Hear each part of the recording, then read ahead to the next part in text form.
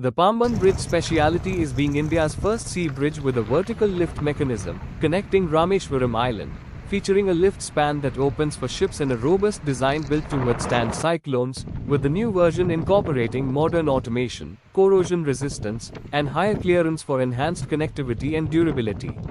It blends historic engineering with modern innovation, making it a crucial and iconic link. The 2,050-meter-long Old Pamban Sea Bridge was built between 1911 and 1913.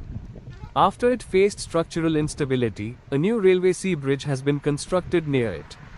It has taken 5 years, 2019-2024, to construct the new bridge, including an 8-month pause due to COVID-19.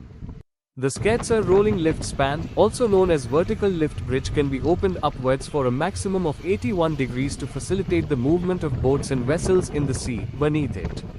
The Pamban Bridge was opened on February 24, 1914 by Neville Priestley, MD, South Indian Railway Company Limited, and railway traffic began in the same month. The new Pamban Railway Sea Bridge, built at a cost of 535 crore rupees, was inaugurated by PM Narendra Modi in 2025.